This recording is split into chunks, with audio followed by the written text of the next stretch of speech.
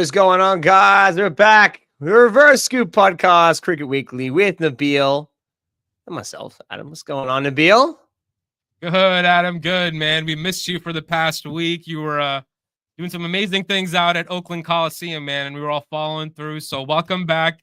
I know you were away for a week. The prior week I was away, so we haven't done our episode 35, for a couple of weeks. So we're back. We got a lot of amazing information, and Adam's got a lot of great things to share this episode, with all of his experience and all the great things we saw from Adam and all the high energy that he brought to every match at Oakland Coliseum, which was amazing to see. So first off, Adam, you tell us, man, how was your week? How was the experience? How do you feel to have been part of this historic Oakland Coliseum opening, and then obviously meeting a lot of different stars and doing some content as well along the way, man?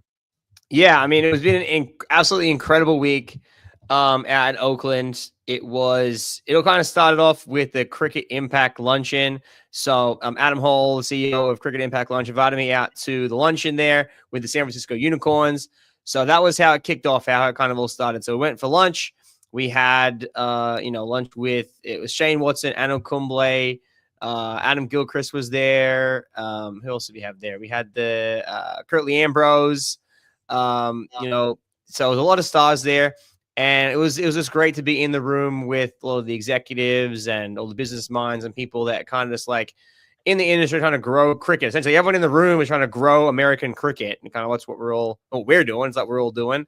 And so that's how it kind of kicked off, and then hit to all the games.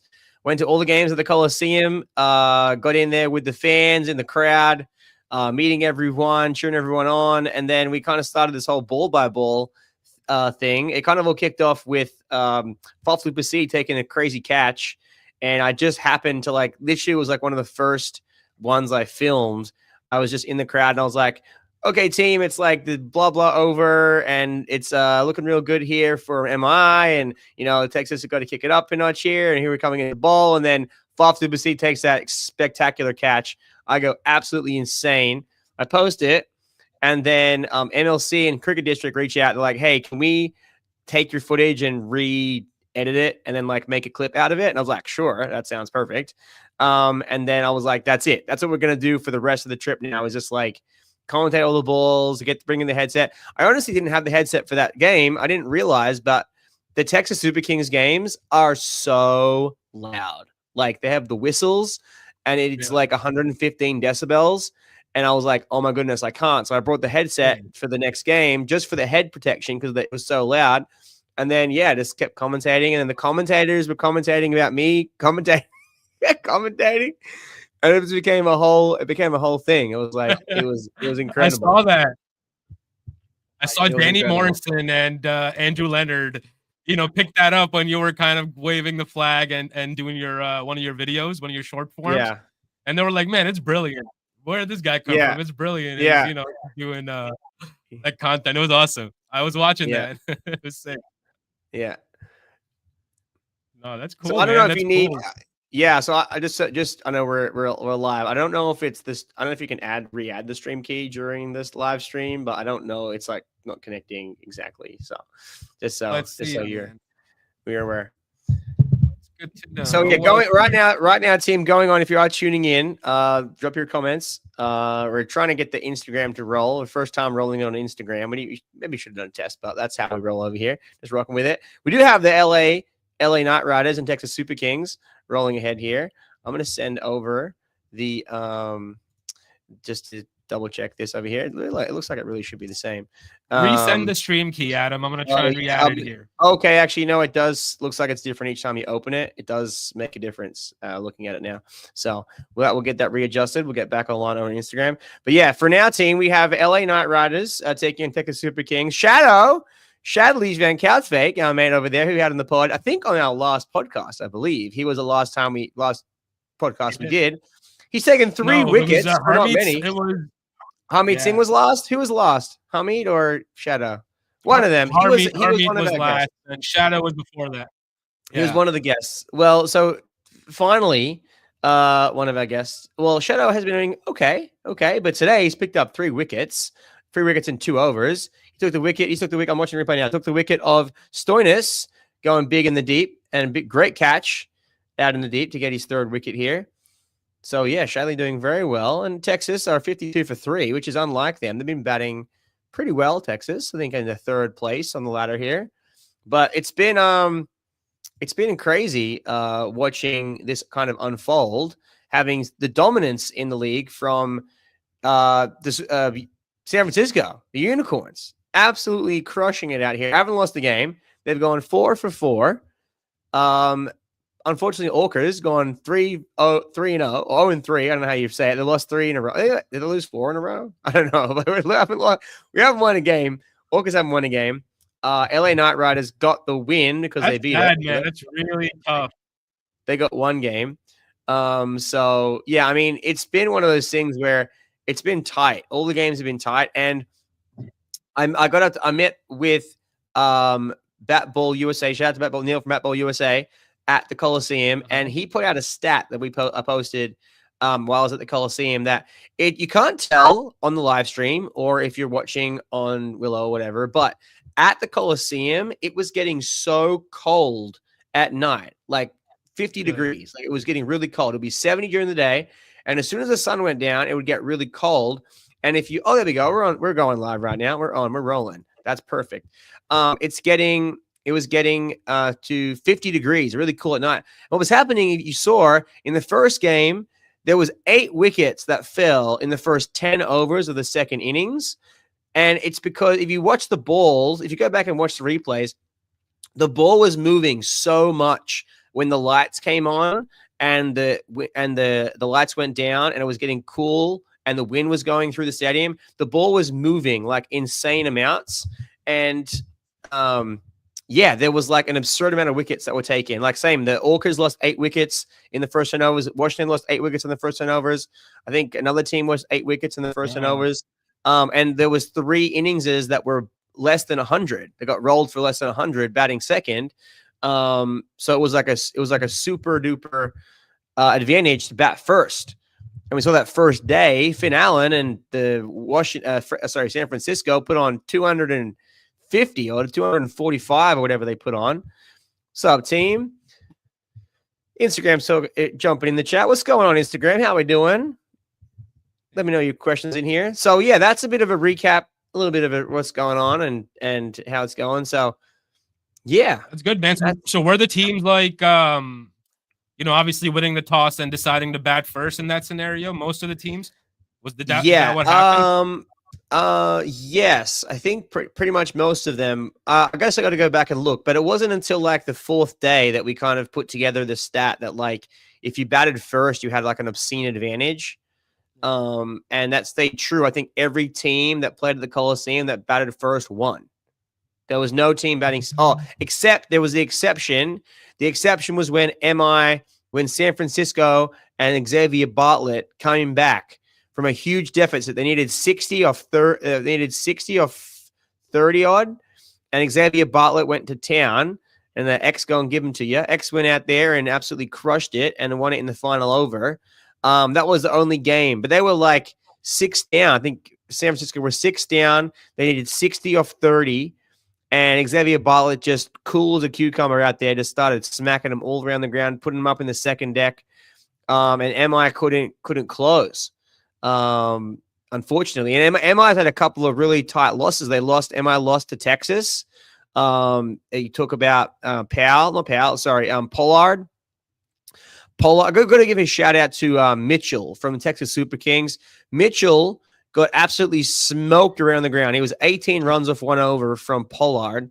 And then he just kept in the game. And Pollard went to take a sneaky single, hit a single, not even a sneaky single, hitting a single to mid-wicket, strolling down the wicket, not even caring, literally walking to the other end.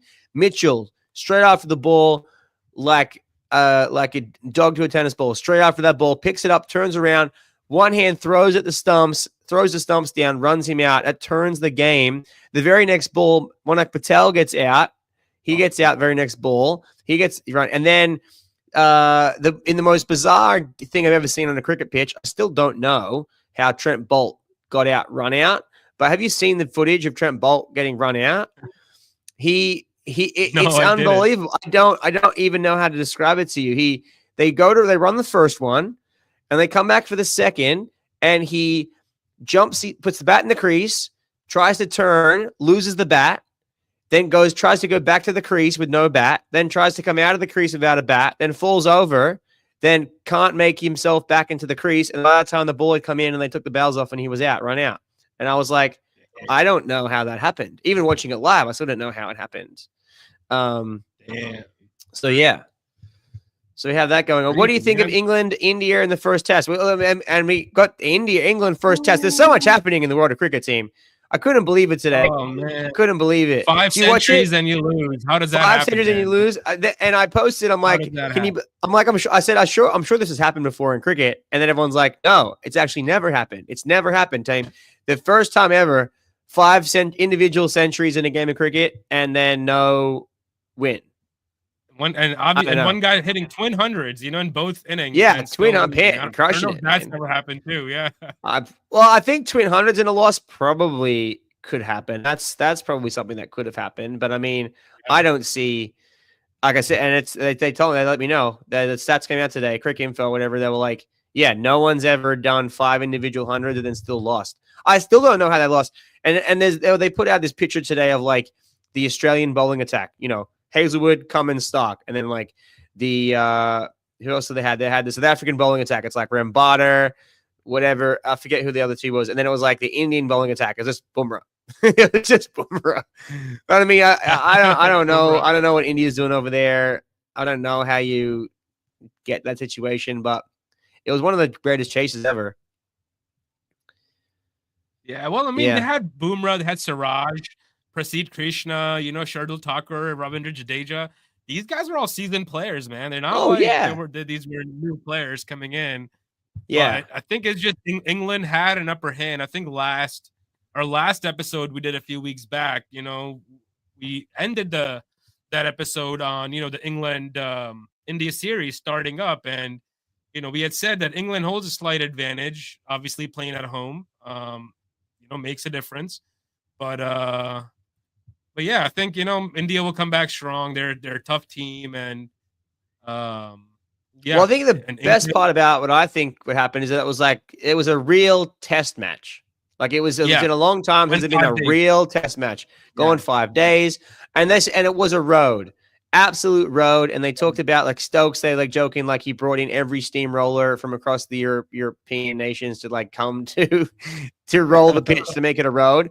And the outfield was obviously incredibly fast. Anything that hit a gap was 4 runs rolling down the hill or whatever. So I think that's good for Test cricket. Like that's part of the game of Test cricket. Like I know you are a big fan of the spicy wickets and a green top and things moving or whatever, but I don't think it helps Test cricket when it's like that. I think it's better to have these innings where you bat all day, you score multiple hundreds in the innings. It goes 5 days. By the time it gets to the 5th day, its cracks are open.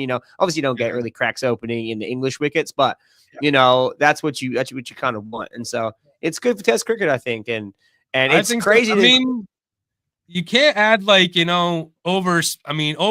I've never went for it. Like South African pitches, where Test matches in 3 days, 3.5 days, or even pitches in India, the spin turners where the matches are done in 3 days. I think there need to be a balance. Right? There's a balance. I think their road was pretty good. I mean, I think so too. It provided a result at the end of the day. Yes, it provided a result. Days. Yeah. A lot of these test matches, like in Pakistan, for example, they used to build roads and you would have 5 days of test cricket, but there was no results. And it'd be like, what the hell are we doing? Yeah. There has to be a result at the end of the day. So there needs to be something for the bowlers. For sure. To kind of test the batsmen. Yeah, question here. Are you watching the Texas Super Kings game? We are. Super Kings game is on. We just watched Ali Khan has got hit for a 6. Yes, and our boy Shadow take 3 wickets. It absolutely got sent. Yeah, there we go. There's a run there for they're 76 for 3 and 8.3 over 77 for 3.3 over. Seattle Orcas is not actually playing like a team. Individual efforts. Yeah, well, it's one of those things that the Orcas. Someone's going to lose the games. Unfortunately, Orcas have lost all their games. But what do you think is happening, Adam? Do you have any insights on the Orcas, man? Is it the they've got the players? They've got the players, and they've got the players. They have the team. So what's not going right for Seattle? So one of the things, obviously, I just want to preface, I don't work for the Orcas. That's just say that out loud. So one thing that I noticed from a game to game inference, not just the team, but from a game to game inference, what you notice from the first few games, they bowled very short, and a lot of sixes were hit square of the wicket, pull shots to the leg side from bowling too short, and the boundaries at the Coliseum are only 50 meters. So there was a lot of runs scored leg side, back foot shots, lot of pull shots, a lot of runs getting leaked through that side.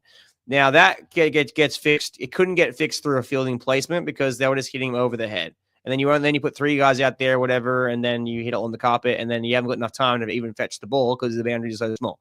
So that was something that I saw in the first couple games where they leaked so many runs, and then they got rolled for 60 or whatever because they were batting second under the lights, and that was everyone. 3 teams got rolled for under 100 under the lights. So that was like, you take that out of the equation. If they had batted first, maybe they had scored close to 200, and then the other team would have got rolled. Like they didn't bowl for the conditions, right? With this being short on the pitch, because that first day, they played day 2. On day 2, the pitch was still keeping very well. There was still good bounce, consistent bounce. By the time it got to the 4th, 5th, 6th day, very inconsistent bounce keeping very low. Watch the Harris Ralph. A lot of clean bowls. That's how I got a lot of my videos. A lot of clean bowls keeping low. People swinging through the line of the ball or across the line of the ball, just keeping low. So a lot of wickets fell that way. And then they switched the order up. They got better in that third game and 4th game because they brought in Cheyenne. Cheyenne came in to open the batting, which was fantastic. They had Myers and Warner opening, which the commentators keep mentioning that the best batters should be facing the most balls. And I don't agree with that, because the point is that the reason why RCB do so well and why the Titans did so well in IPL is because they have what I call an anchor batter. So like Gill works as an anchor batter, Kohli works as an anchor batter. They don't necessarily accelerate the innings from the start. They slowly build their innings and they try to stay in for 10 to 15 overs of the 20 overs and build the innings out. Like, you need one person to kind of hang around, and then you need someone at the other end that can go the tonk. And in a situation where the Orcas, they now have Cheyenne, who can be the steady batter to go through the innings from top of the order. And then you can have Warner teeing off, you can have Mayers teeing off, you have Hetmeyer teeing off, you have Hunter Claassen to tee off. They can all tee off, and that's what happened. They like Hetmeyer scored 80 or so, or 90 odd. Sorry, Hetmeyer. So Kyle Myers got to score 80 odd with Cheyenne at the crease, and that's how you build an inning. So it took them the third game they got the order right. I think the third game they got the order right, and then they were just out batted. I think they might have played the Freedom, I think, in that game, and the Freedom are just insane right now. Like, Mitch Owens does both. Mitch Owens is like top of the bowling tally right now and top of the like second or third on the batting tally. Like, he's the next. We're gonna talk about this later, but he's like the next star for Australian cricket for sure. Like, he's insane. Watching him live was also insane. And yeah, I just think it took them too many games to get out of the blocks, but the order's set now. And then they were just unable to get the wickets in the last game in Texas. They didn't get enough runs on the board. They only got 170 odd, 177, I think. Yeah, which you needed 200 runs. So they were 30 runs short. I think this appears to be a pattern, though. Like, I'm looking at all their scorecards for the Seattle Orcas, right? Of their last 4 games this season. The first match they played scored 145 for 9, so it was a struggle there. Washington Freedom chased it fairly easy in 13 overs. And then the next one, Texas Super Kings scored 153 on them, and they were all out for 60 under lights. As you mentioned, it's difficult conditions, but third match, they batted first and scored the 200, that they needed. But again, it appeared to be short as, Mumbai scored it in 19 overs, chased the 200 down. So it still appeared 10, 15 runs short. So in the MI game, there was like 3 drop catches.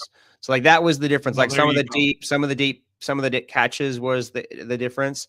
So that was kind of it. Like, because there was a lot of A lot of the catches have been absolute speckies from the teams, and then that was kind of like the difference. That's really all the difference is like the teams are so close, but it's like one drop catch here, or like one extra 4 here, or a Lost free the hit game, there, man.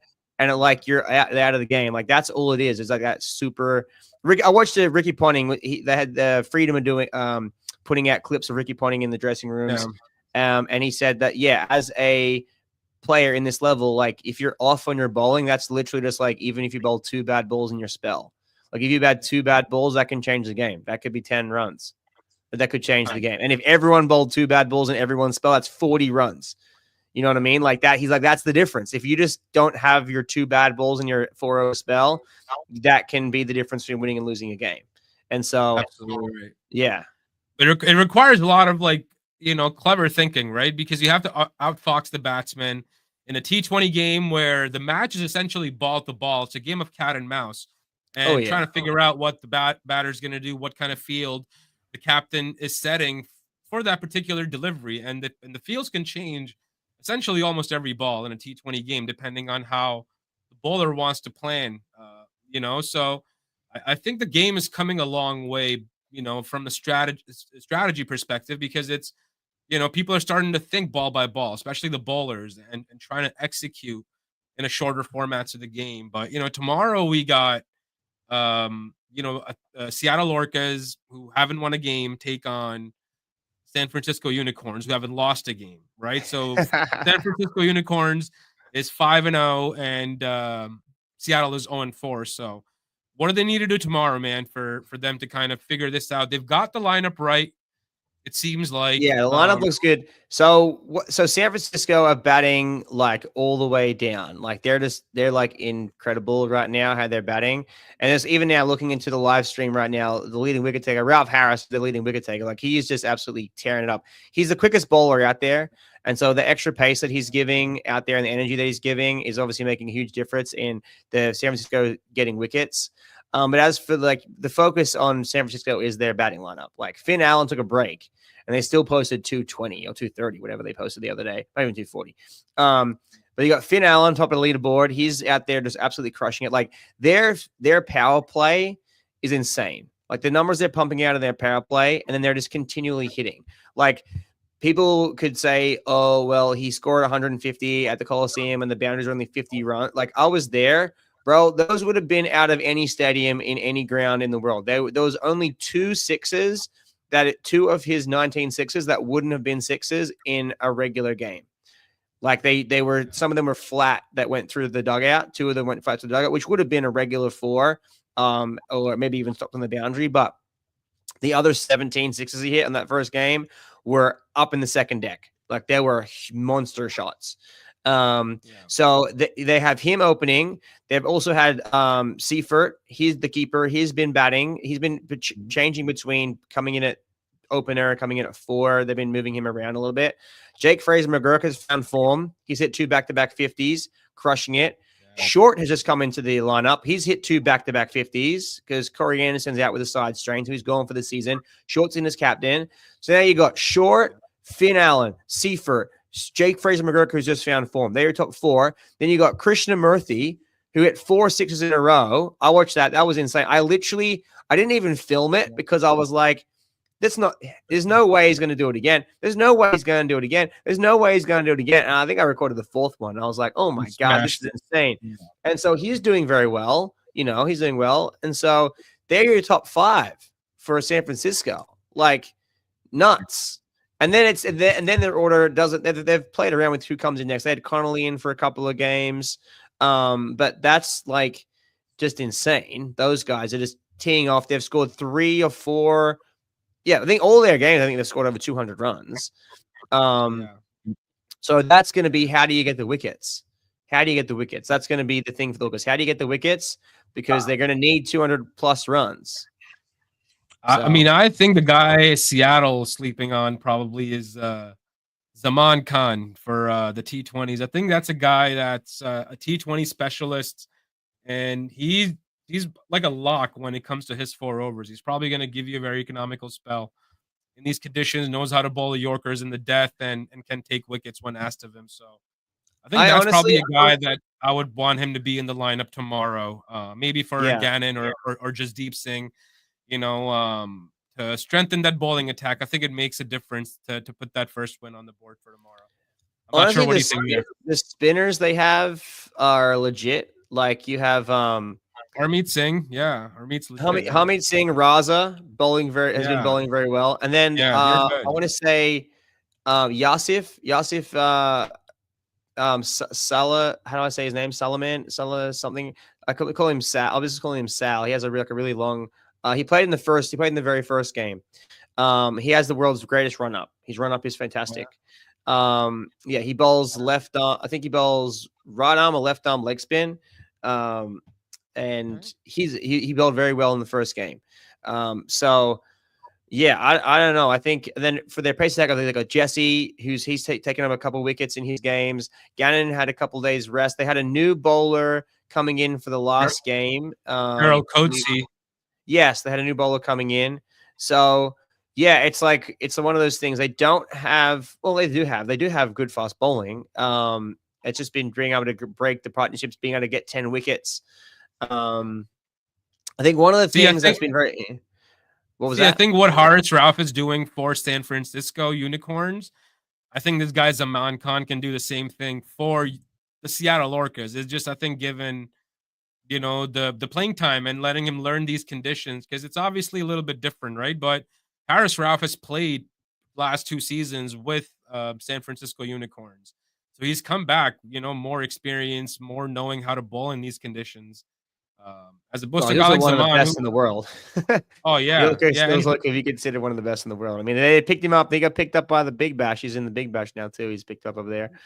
That's how his career started. He was in Australia and he was picked for the Big Bash League and he was put on the map and then he was selected for Pakistan. He was nowhere near Pakistan selection until he was selected by, I think, Melbourne Stars or whatever. Yeah. I'll tell you what. Haris Rauf, we can focus on him for a minute. Haris Rauf, when he bowls, the crowd goes insane. Like, it's nuts. The Pakistan is all out there. Pakistan go crazy. Be like, $2 Pepsi, Haris Rauf is sexy. They're all going off. For Haris Rauf. And then I could have to ask someone what that meant. They're like, I could hear him chanting, and all I can hear is the sexy part. And they're like, yeah, $2 Pepsi, Haris Rauf sexy. And I was like, that's awesome. And then we had that. Funny. That's where one of the videos came from. There was a bunch of Pakistan guys there, and they were screaming to Haris Rauf. So I'm like, I'm gonna go talk to them. And I was like, hey, for this ball, let's make a chant. Let's just go Haris. We got Haris, and then he clean bowls, Powell, clean bowls, Powell. Oh no, Russell, under Russell, clean bowls under Russell, and we all go up, and it was nuts. But like the crowd, that was the biggest cheer. The biggest cheer is Haris Rauf. He gets the biggest cheers. That's cool, man. I mean, he's a popular dude, amongst the crowd. And he's a speedster, so bowlers usually, get that from the crowd. Because he's bowling consistent 90 miles an hour. I think that ball that he took Russell with his fastest ball, he bowled 91 miles an hour to get that Russell out straight through the gate. I think that's a difference too. I think the bowlers, that if you can bowl that quick, I think it does make a little bit of difference, especially when the ball wasn't bouncing a lot. You put it straight at the stumps, heat 90 miles an hour right at the stumps. It's like you swing, you miss, I hit kind of thing. So, yeah. So let's hope the group back around. Hope the Orcas can get the win over the Unicorns. It's going to be a tough hill to climb, man. But I think they have to get the win tomorrow for them to fight on in this 2025 season. And I remember when we did our own pre-drafts and all those other episodes that we were doing, they won the draft. They won the local domestic draft. They got a lot of good local talent, a lot of USA stars that are used to these conditions. So I don't know what things have gone wrong for them, So I hope they get it together tomorrow and pull out a win for their fans, because Seattle, I think, has the best fans, man. I mean, from what I'm seeing on Major League Cricket, they're all passionate, and I think they all deserve a win. Tell you who the loudest fans are. The loudest fans are the Texas Super Kings, man. Texas Super Kings. They have the whistles. The whistles, man. I got I got a Texas flag. I brought home all the flags. I got sweet. Texas flag with the whistle. I'll give you a couple. I got extras. It says whistle for Super Kings. the Super Kings. Their whistles, the whistles are insane. It was 115 decibels in the stadium. It was so loud. And they tell me that if you're going to the regular Super Kings game, where Chennai? No, wait, Chennai. Yeah, you go in Chennai, they're like, it's the floor, the ground is shaking and the stadium shaking, and it's even like louder. I'm like, I can't imagine. I can't even imagine, because then we had 6,000 people blowing a whistle, and then Chennai's probably has like 100,000 people blowing whistles. Yeah. So how are you doing all your content, man, with all that noise? You just had your microphone, or how are you working? No, so what I'm saying, so that the first 2 games, I didn't have the headset. I just came. The first game was just on the phone. I bought a second phone. I got a second phone so I could record. Yeah. And I needed to upgrade my phone anyway. So I was recording, partially just recording the forward content, watching the game, and then part of it watching me, and then recording when the fireworks went off. A wicket just happened. Looks like Russell just got a wicket here. 4. Smith Patel has to go out for the Ticket Super Kings. 97 for 4. Yeah. So, but then, I was just filming, and then filming what I could, and then giving reactions to any of the plays that were live, and just getting my reaction. And then, like, when I'm in sports, like, I'm super into it. Like, I doesn't matter what sport it is. If I'm watching it, I get pumped up. If I'm super excited to watch it, I get really excited. And so the cricket was no different. Like, and some of the catches and everything, and the crowd, being in the crowd atmosphere was really pumped up. And so we were all cheering, whatever. And yeah, like, it was really that Fluff Duplessis catch that really set it all off, because I had recorded the whole thing. And I posted the whole thing. That was a sick catch, man. That was a sick catch. That was insane. I've literally watched the whole thing with my own eyes. Like, it was nuts. Yeah. That was insane. And then, so then, like I said, because it was so loud at the stadium, I brought the headset for the next game because I wanted to block out the noise. And I was like, and then at that point, it was like day 3. People had started noticing me, that I was there. People had seen my videos. People started talking to me in the crowd. So then I was like, okay, I'm just going to do this every day, rocking up with the headset. And then the commentators picked up on it.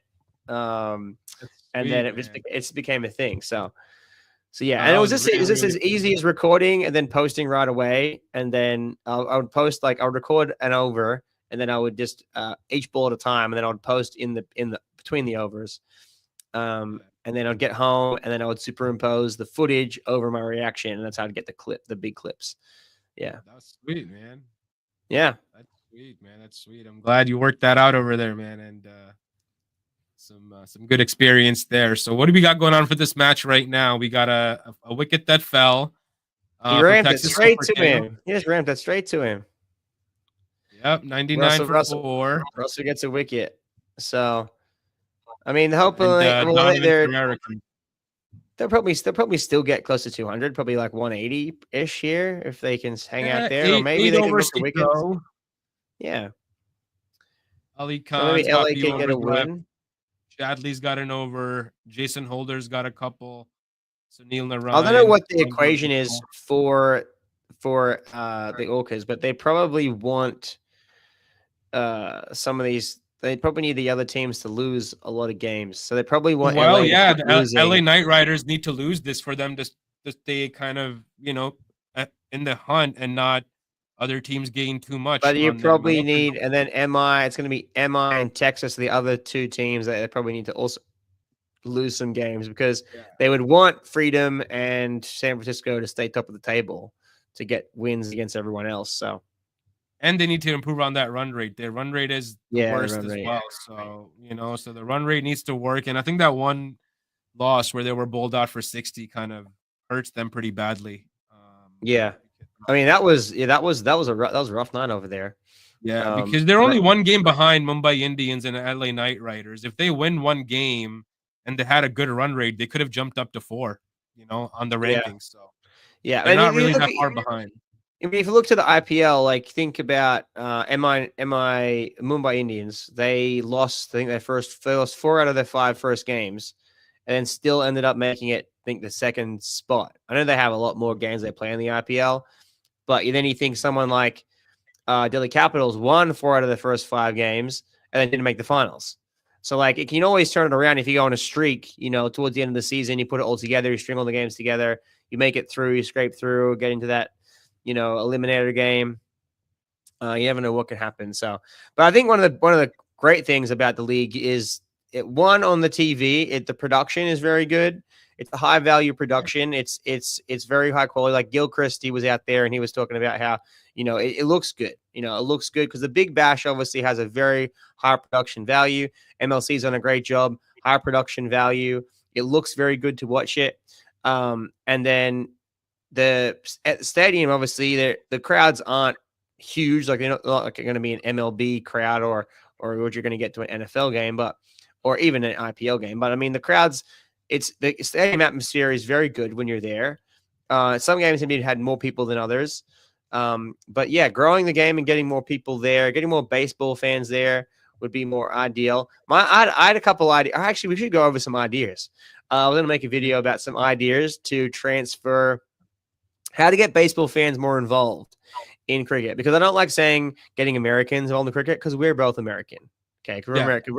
Americans, look, Americans can be every American is different, or Americans are different, right? So you can't just say Americans because one of the big things that I got to talk to a lot of families at these games. A lot of these families, South Asian, Indian, Pakistan descent, they moved to America 20 years ago, and they've had families, and their kids are born in America. And they were like, it's so amazing to be here at this event and at cricket, because when they grew up in India or Pakistan, they watched cricket and were fed cricket all their life. They played cricket. Their parents made them watch cricket. They made them go to all the games. And it's a lifestyle over there in those countries. And then them moving to America for work or for study or whatever, they now have started a new life in America. And their kids, like literally, watching like Indian fathers talk to their 8-year-old, 9-year-old son, and the son is from Indian descent, but has no idea about cricket. Like these kids don't know cricket because they've never played cricket. They don't come from a cricketing nation. They were born in America. They're American. And it's so bizarre. And it's like you're listening to them teach their son, because you assume that they would know. Yeah. But they were born in America. They're American. So that's absolutely right. And for those parents, it must be like, a good moment, obviously, a memorable moment, because they grew up playing the game and they obviously want their kids to know about it, what cricket is, how fun it can be. And it just gives, everybody a chance to go out there and explore. We saw a lot of baseball fans go out there. I know you interacted with a few, Adam, as well, who, were out there for the first time, baseball fans. And so what got them to the ground? A lot of the people that you talked to, was it just because it was in Oakland Coliseum and it was an old baseball stadium and they just wanted to explore things? Was it a lot of that? Yeah, for the locals, it was around Oakland Coliseum. They had gone to the stadium. They were baseball fans. They wanted to try for the first time, and they just gotten interested in it from that perspective. So some people have been following it for a while. I mean, I met one guy, and they were like, they'd been to every game since its inception. They'd been to every MLC game. Shout out to Mike. I'm pretty sure Mike from the Dirty Dozen. Shout out to those guys. And they were at all the games. And then the other people that it was weird. Like they would say like, oh, I was in England one time and it was on and we're at a bar, and then I got talking to a guy and they're watching it, and all of a sudden I got into cricket. And then it was like, or it was the World Cup in 1999 was on and I was watching it, and then I got into cricket. And I was like, or someone told me about it one time and I'm into cricket now. So like, it was a couple of weird situations like that where just like random circumstances, they just got into the sport. They were watching it one day at a random pub somewhere traveling. And yeah, so and then others were just like, they live in Oakland and they wanted to come down and see it, and they enjoyed it. But yeah, most of the like 90% of the families, people there were like South Asian descent, bringing their kids to come watch it, and like I said, that was super emotional. They were super excited to have their kids be involved and watch the cricket, just like me. Like my goal was to bring my daughter to cricket one day and watch it, because I grew up playing cricket, and it's nice to be in a when we left our home countries, we didn't think we would have cricket as something that we could do as a leisure sport or a fun sport or something to watch or even play. So yeah. So it was good. I think it's just going to grow. So back the point of how to make it more accessible or like baseball, a couple of things. So one, baseball has the first pitch. Okay. In cricket, we don't have a first pitch. We don't have a first ball. We should, in idea. America, they should have a first ball. Someone goes out. So, like, I went out for the coin. They had me go out for the coin toss. I got to be the guest of honor for the Orcas. Going to do the coin toss. Coin toss is great. It was an amazing experience being on there. I got to meet 100 class, and he came over. Like, love your videos, man. I love your videos. I love seeing all your videos. Like, thanks, man. Thanks, man. And then, but I was like, why don't we have a first pitch? I mean, like, it's the one ball on the pitch isn't going to change. It's not going to change the dynamic of the pitch. It's not going to muck anything up. But there should be a guest that comes out, does the first pitch. The keeper comes out in the field, throws the first pitch. You can have the mayor come out. You can have a celebrity come out, do a first pitch. Okay. Then another rule, which may not fly too much, but obviously you have to give the ball back. But I'm looking very good goodbye here.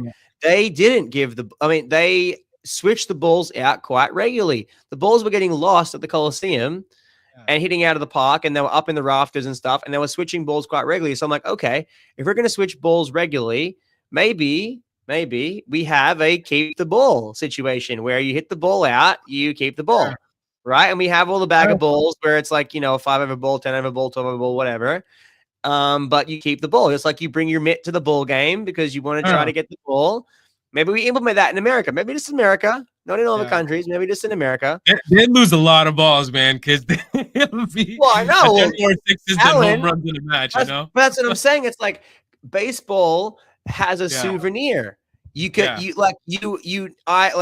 may have like, oh, the Aaron Judge 27th home run is like my ball. I have it now, and then he signed it. I got the Pete Rose, Pete Rose baseball. Like that's part of baseball. And it's not part of cricket because you don't keep the ball. So I'm like, maybe in America, you keep the balls and you just you implement a new ball. You obviously not a brand new ball, but you have weird balls. You have weird balls. We're getting get some really good conversation right here. Get some weird balls over here and some nice shiny balls over here. Oh weird, man, shiny balls. You gotta catch them balls in the deep, bro. But like that's a way to Americanize it or baseballize cricket. So have a first pitch, have a first ball, keep the balls. I was even going as far as like to have literally a whole second commentary team. When you go to click on the stream, you have English, Hindi, and then you'll have like you should have American style. And like I would be there just like I'll just be talking like, okay, so what happened here is that he hit the ball. And then you like, it's just kind of like this. And then there's no crease as a base. Like you're literally like running a talk show where you're explaining the rules to people watching it because they don't know, right? Someone's explaining to them live. Like I would do that job every day. I'll just explain the rules during the live stream the entire time. I've cooked for all 4 hours. That was another thing was to have a secondary stream, which you could choose to, you don't have to listen to. Obviously, it would be no point talking like that in every ball to all the nations that watch cricket because they know. But the next thing that was thinking back, because when I was on the plane coming home, I watched a major league game. Part of a major league game was the 9th innings. I don't watch too many baseball games, but it was very interesting to listen to the callers because in baseball, the announcers, they explain every pitch as it's happening. So they'll go, oh, he bowled a fastball up in the zone. He bowled a splitter. He bowled a slider. In cricket, we don't actually say that. We only say we call the game, not the pitch. Yeah, we don't. Yeah. Oh, he hits. Oh, you get to say, oh, it's short. He pulled it to the leg side, right? Like you'll say something like that effect, but you don't actually say, oh, it was an outswinger, that left him. You don't say the pitch. You don't say it was an off, even if a leg spin's bowling. You don't say, oh, he bowled a leg spinner. You maybe would say he bowled a doosra or a wrong in one. You'd point out the opposite. You point out when it goes different. But that was something different about baseball. Something about baseball I noticed is that every pitch, they're explaining what pitch was thrown. In cricket, we don't do that. We say where the batter hit it. That's right. I think it's a good way to at least educate new audiences, of what pitches they are. And I think it's a good, good way to actually just put it out there and let people know, what these certain pitches do. And just watching a little bit of cricket, they can just pick on it. This is what they're talking about. This was this pitch. And I think it's, it's a good way to look at it, to baseballize, I guess is the word you use. Baseballize it, yeah. I think honestly, like being there at the games, it had cricket if you want to grow cricket in America to a baseball audience, you have to baseballize it. And I think because just doing traditional cricket stuff isn't going to move the needle, I think, to the baseball audience. I think it really has to be Americanized to a point that it doesn't compromise the game, doesn't compromise how play is. They're not changing any of the rules per se. Going to change the no ball rule above the waist. We'll get to that later. But but I think just doing things the way they speak about the game and the way they explain the game and things that we can do to just kind of make it more friendly, because baseball, when you look at it, is a very family friendly experience. You can bring your son or whoever, your kids, to the ball game. You can bring the mitt. You're excited. Oh, maybe I'll catch a ball. Maybe I'll get to keep the ball. Part of the experience, whereas in cricket, you're going to throw it back. And I think that could just a couple things like that could just really like make a difference. Yeah, I think, and the loyal fan following too that baseball has, and all teams. I mean, there's 32 baseball teams, right? And some teams are better than others. Some teams have better managements, more money, less money. They spend more on talent. Some spend less on talent. Some have good farm systems.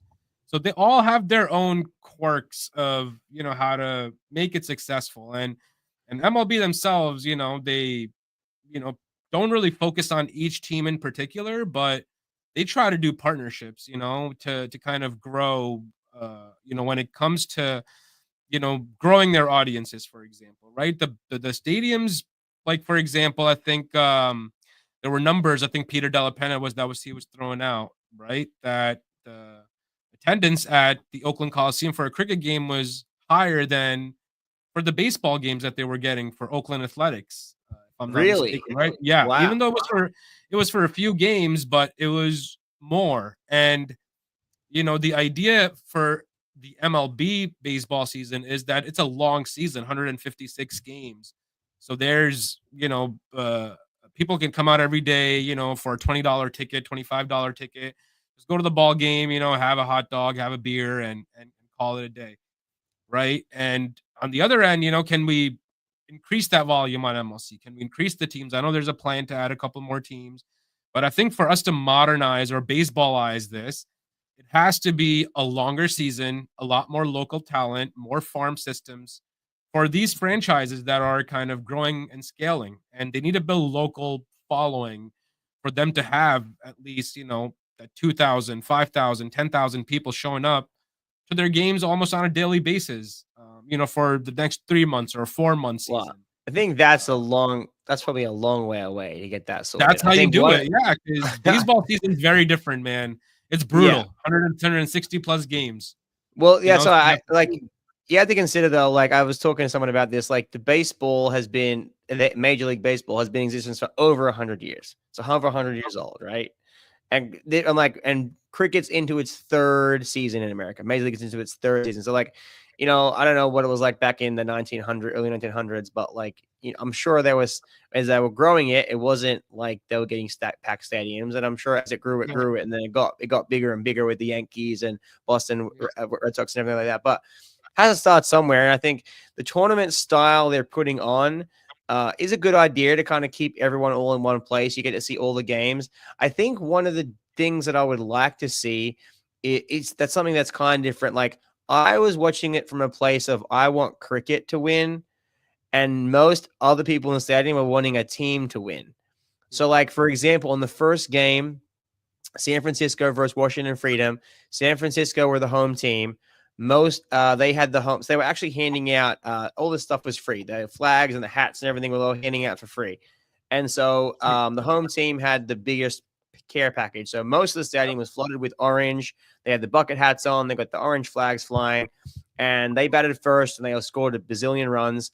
And then the Freedom came out to bat, and the first 6 that was hit, pin could have dropped, and you would have heard it. Like, no one clapped.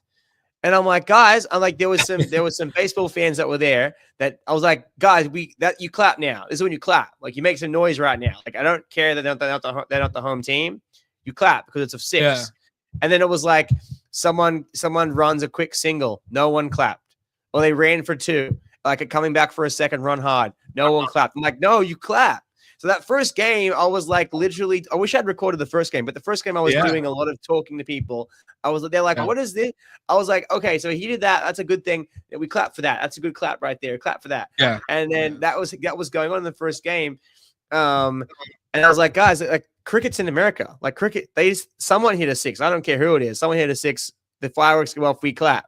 Like it was like just because the home team is winning, or the home team is winning, and the home team didn't hit a home run, 6. Like we can still clap for everyone. So that was something that was unique, because that's the thing, is that you have to have the people get behind their local team, and when you only have 6 teams, it's hard to call San Francisco your local team from Connecticut. But like everyone in Oakland were like, that's my home team.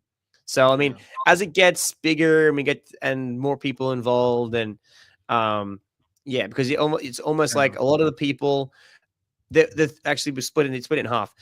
MI New York, Texas Super Kings, LA Knight Riders have the fans from the IPL's teams. So people were coming out, they're like, we're from Mumbai.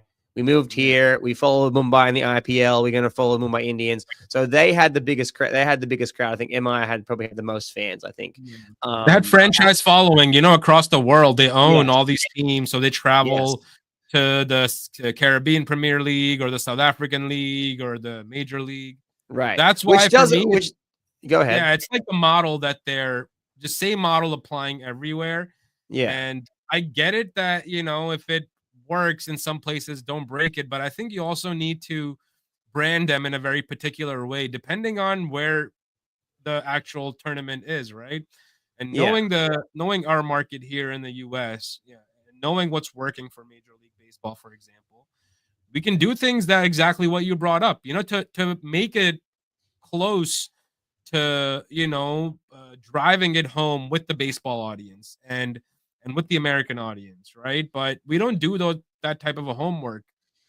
You know, it's just for us, it's a copy paste model, you know, from IPL to Major League to the South African Cricket League, or, you know, whatever that may be. So I think we need to do more homework, you know, from the ground level perspective of what the audiences actually need. And we got Achilles Brown joining us in the comments, the San Francisco Unicorn. Hey, what's going on? He'll be taking on the Seattle Orcas tomorrow. So hey, Achilles, you know, looking forward to seeing you, man, in one of these upcoming watched him live. He was there. I saw him there. Yeah, upcoming talent, man. Really superstar in the making right here. Achilles. And he's part of a reverse coup group. So if you guys, you know, don't follow Achilles, go and follow him, man. He's a future superstar, you know, about to burst onto the scene. So, but yeah, following up on that, what we're just talking about is that there's 3 teams that link directly to the IPL and 3 teams that don't. So you have Unicorns don't link to an IPL team directly. Freedom doesn't link to an IPL team directly. Seattle doesn't link to an IPL team directly. But yeah, the other 3 are linked to the IPL team. It's interesting how it's all working, because like I feel like the MI fans are, like I said, fans of MI. Texas are fans of Chennai, and the LA Knight Riders fans are fans of the Knight Riders. Where the other 3 teams, you're finding the fans like San Francisco has a big local push, because the MI fans coming out to the Coliseum game were all from LA. There were LA people that were Mumbai Indian fans that live in LA, and that was a huge thing. And so I think to move, because like one of the things is to move the needle, kind of at least to like get as many people following as possible, is to keep the name the same. But I'm like, if you want to move the needle to the baseball fans, then you have to bring it back to an American name. You got to make the team American.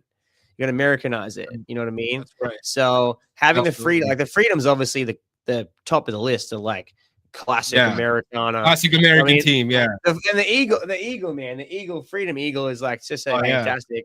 Rocking the Ricky Ponting signature over there on the hat. I love the Freedoms, man. I'm more inclined towards supporting the Freedoms, you know, to be honest. The Freedoms is like all America. It's an all American team right there. Yeah. And which we can talk about a little bit about Mitch Owen. I want to talk a little bit about Mitch Owen. Because we can talk a little bleed into the Australian team. The Australian team got released for the West Indies. Mitch Owen is what a player, man. Is the next 45 runs, 9 wickets.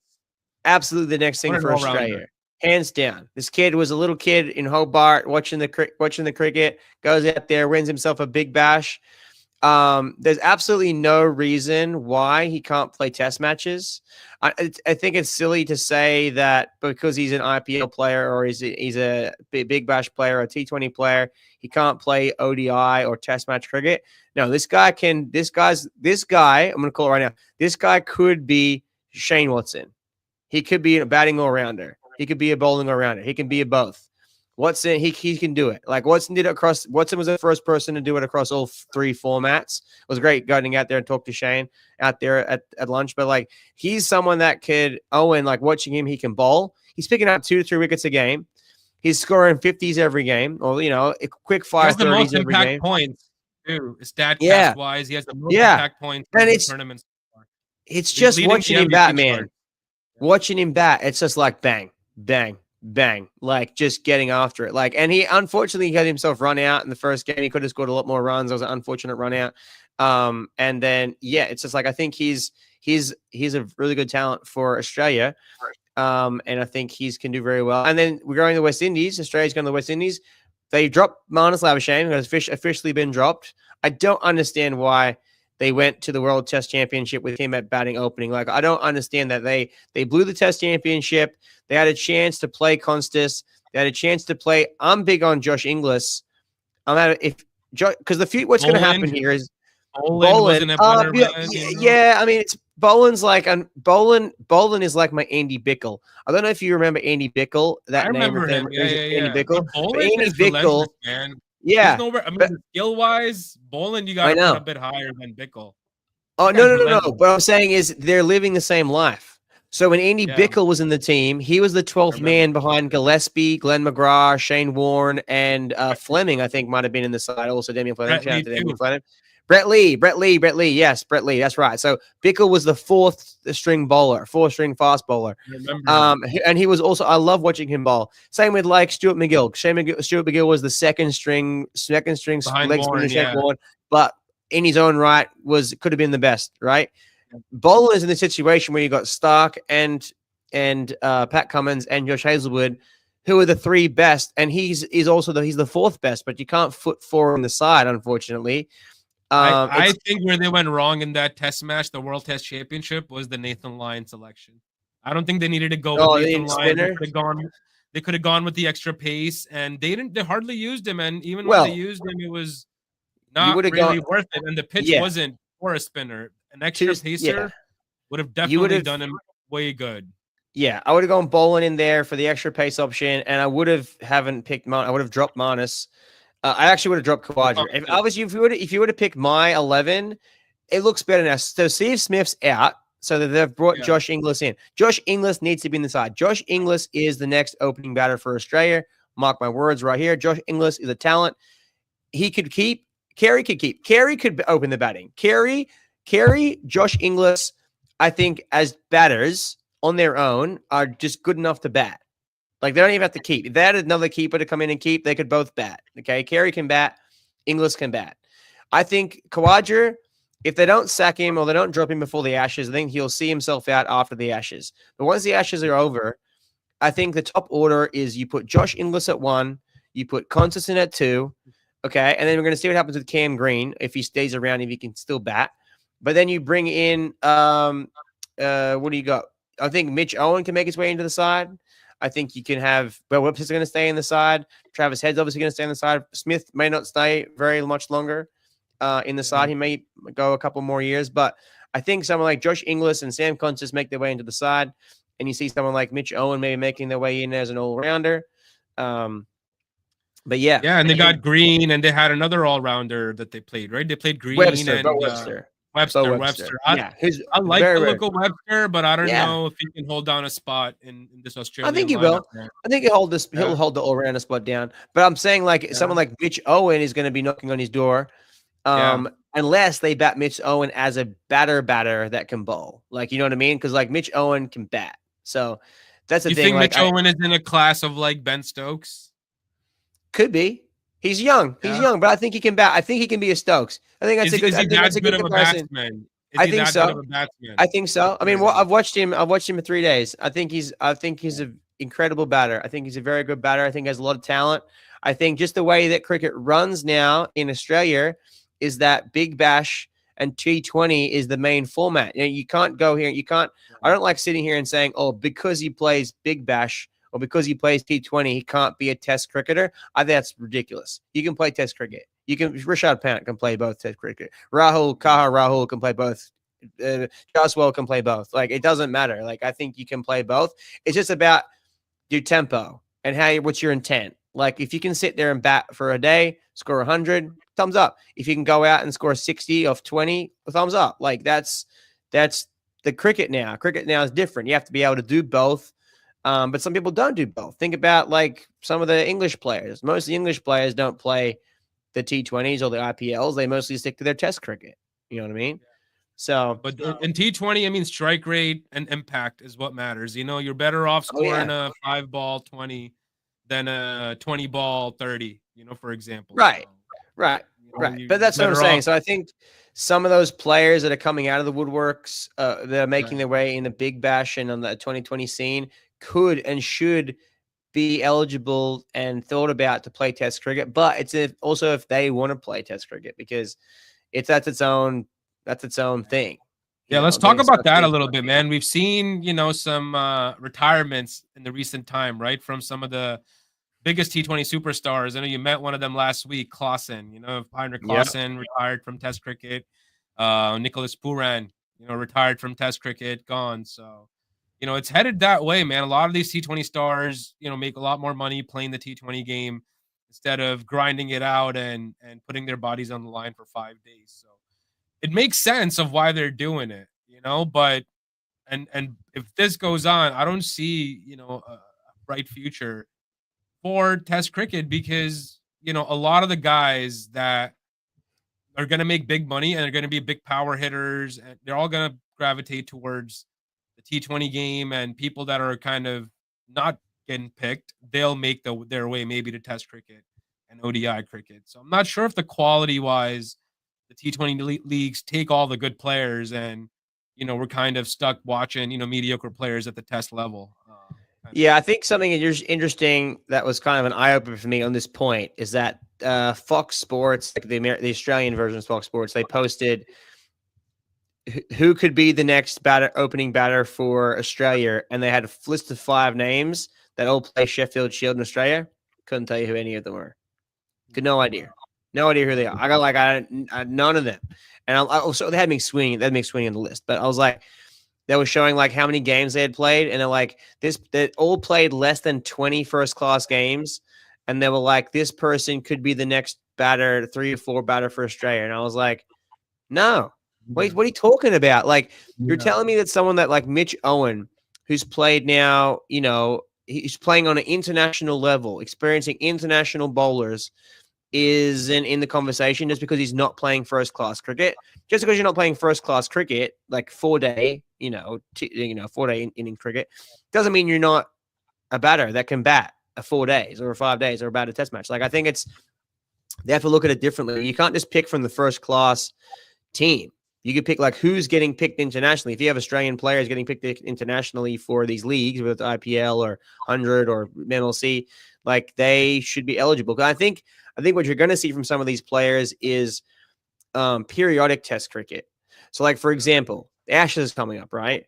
Like the Ashes would be a time where you want to pick your best 11. And there's no way you can sit here and say the person that's batting first-class cricket for New South Wales or Queensland or Victoria or whatever is going to be that best person with the most experience and could do the job. Like, they're going to be throwing them in for debut. I'd rather have an international player, someone like that's had experience, like Josh Inglis or Mitch Owen, or someone that's been playing international cricket for a long time, that's experienced. Maybe they haven't played a lot of Test cricket, but I'd rather have an experienced person in than a not experienced person in. So they would probably do something where they like play the 5 Test match series over summer, and then you may not see them again in the Test matches over the rest of the year. You know what I Yeah, mean? see, but I don't think that's like a fair deal to somebody who's been busting their ass to play Test cricket, for example, right? It's something that they should ask them beforehand. Do you want to play Test cricket? Yes or no? And you commit to it like we do in cricket, right? If you're going to commit to it, then you have to do what Test cricket's going to ask you to do. If you're not going to commit to it, then you can keep on playing your T20 leagues, right? But when World Cups come around, when Ashes or big series come around, we see all these guys that ignore the game, Test cricket, and the longer format.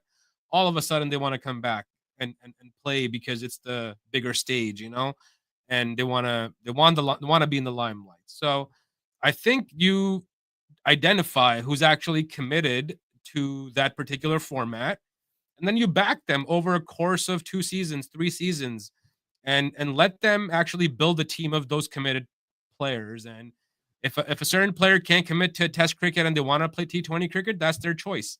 And somebody who's committing to Test cricket, you give them an opportunity over, somebody like, hey, now my T20 leagues are done, Ashes are coming up, now I want to come back and play 3 tests, kind of a deal. And a lot of guys do that, Yeah, I have 2 things with this. Like, firstly, I kind of disagree. Yeah. Yeah. Because you have to consider that this is new.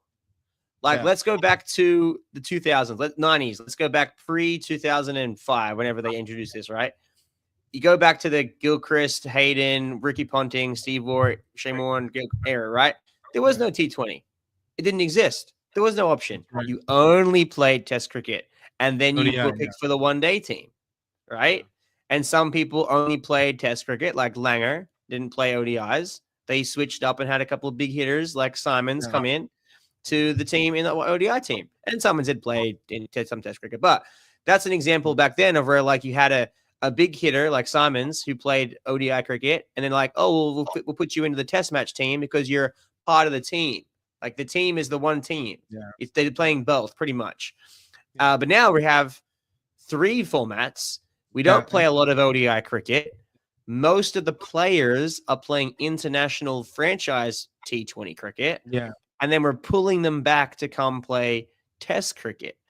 And half of the Test team, well, sorry, not half the Test team. Only a few players on that Test team only play Tests. Khawaja only plays Tests. Marcus Lavishame only plays Tests.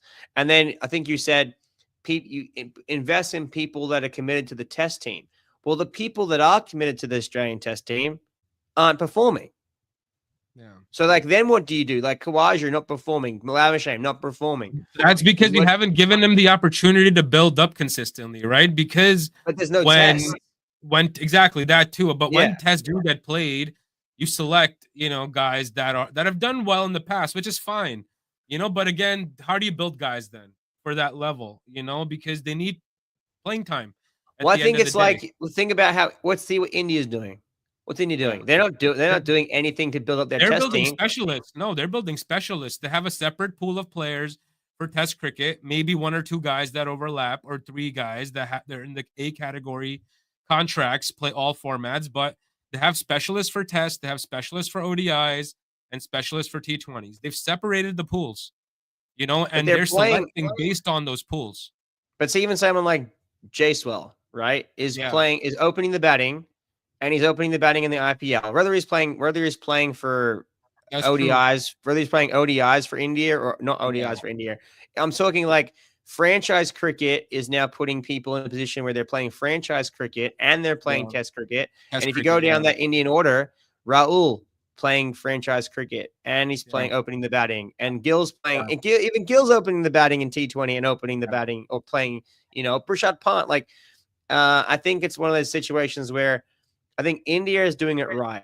I think England hasn't gotten it right. I think they have a really good Test team. They haven't been able to put together a T20 team. I think South Africa is doing it kind of right. Their Test team and their T20 team is kind of the same. They just haven't been able to execute on the T20 side. I think the captain, he doesn't play in the T20s, but he's been locking it down in the T. He hasn't lost a series.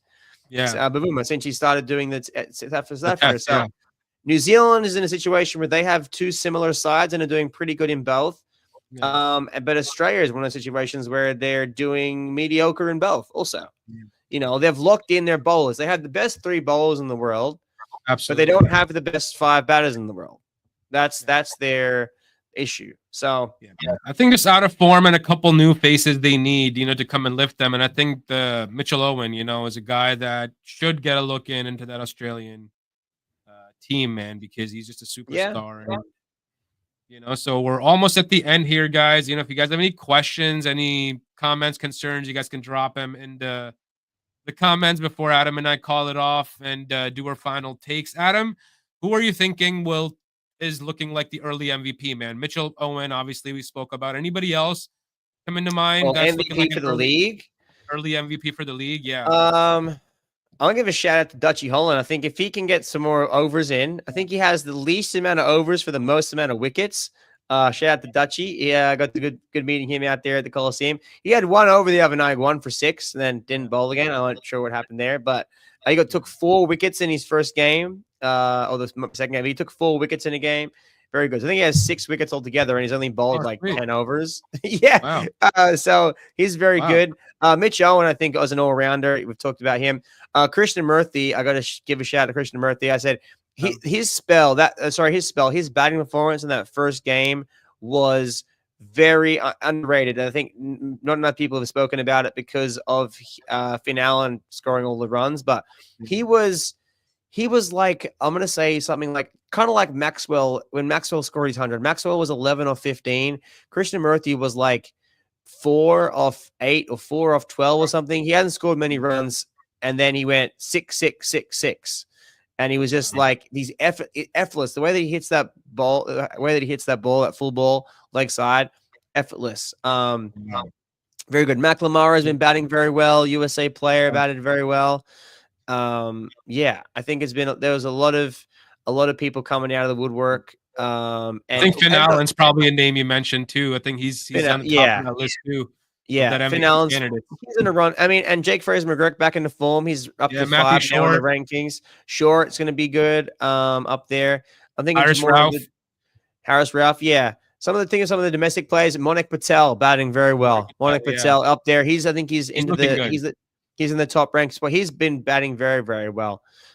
So that's looking good for Team USA. I mean, a lot of the USA players coming out on show.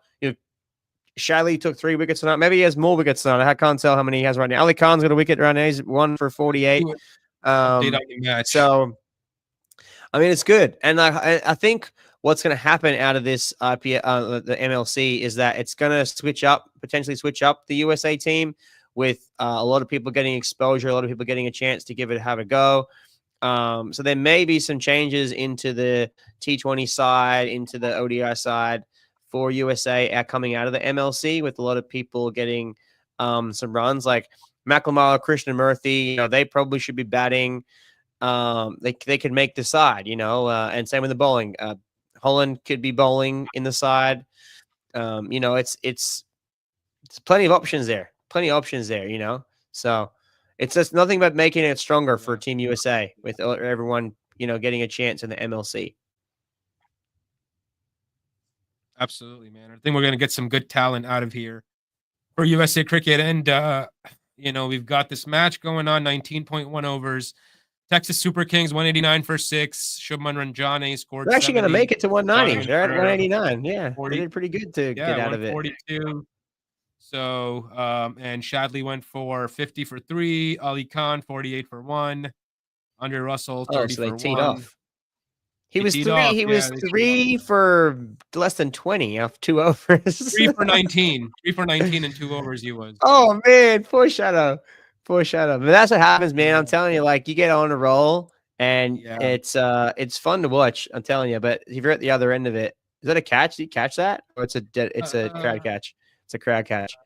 It's a Yorker, but it's crowd catch. But I don't know. They'll probably end up to close to 200, and Night Riders, may come out and look to chase this. So it'd be a close chase. Let us know in the comments, what you guys think, who will win this match, and who's going to be the top performer for today. We've already got Shubman Ranjane, as I mentioned, and the bowlers kind of went for a little bit of licks, but Shadley with the 3 for The licks. I love that. That Yeah. was a new Milford thing that I learned. The licks. Oh my The goodness. licks, man. You went for the licks. Oh But I think man. that's all we got for tonight. Adam, you got anything else to end it, man, tonight? No, it's a good wrap. I think we covered a lot today. So yeah. Now looking forward to what happens here. More MLC action, more cricket action coming around the world. We got the England India test will kick off again next week, and yeah, more every day. We got MLC cricket, so looking forward to it.